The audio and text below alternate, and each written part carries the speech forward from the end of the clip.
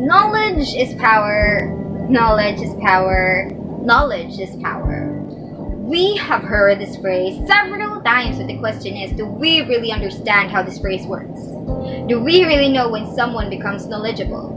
If I say that the boy named John comes to school every single day, does that guarantee that he is knowledgeable enough? If I say that the girl named Maria is absent most of the time because she's busy doing other stuff, does that guarantee that she is not knowledgeable enough? When I first read Nelson Mandela's quote that education is the most powerful weapon which you can use to change the world, I asked myself, is it really education?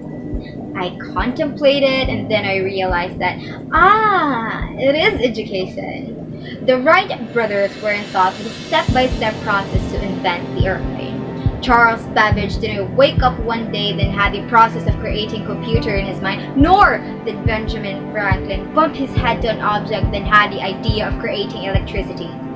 Mark Zuckerberg was a dropout. Bill Gates was a dropout. But those persons whose name I called created a change for the world. An idea then come up to my mind after that. It is not just the education you can acquire in school, but the education you can acquire by learning like an individual entity with perseverance and willingness to aim for the bull's eye for a life-changing shift. Knowledge is power. 124 years ago, there was a boom boom tadadagtag that happened in our country caused by Spanish colonizers. What was the best weapon used that ended the war? Was it the Canero Bank? No!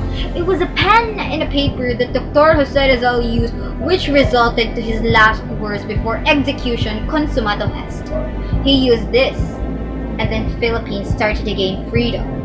Knowledge is power.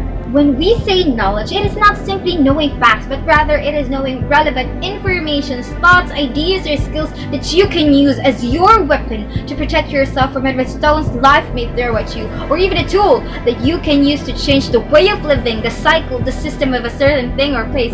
Knowledge can go beyond just being a thought or an idea if you put an action to make it happen, because if that won't go along with the conduct, how can you make the change?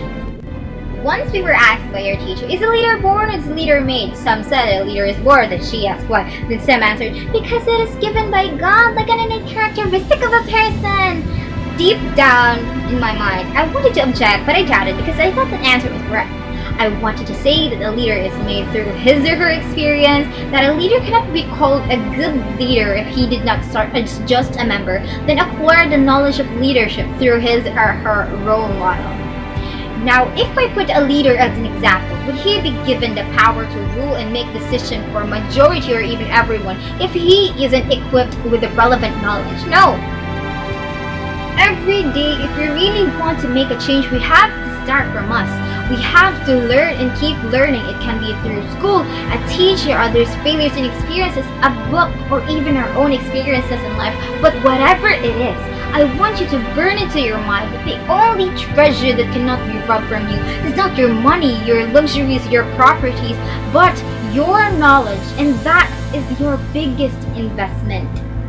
You may not know when your knowledge is going to be valuable in your life, but as what Robert Louis Stevenson said, do not judge each day by the harvest you reap, but by the seeds you plant. And one day, someday, your knowledge will be the wall that will protect you and your last stepping stone to accomplish the change you've always aimed and toiled for yourself and for the world.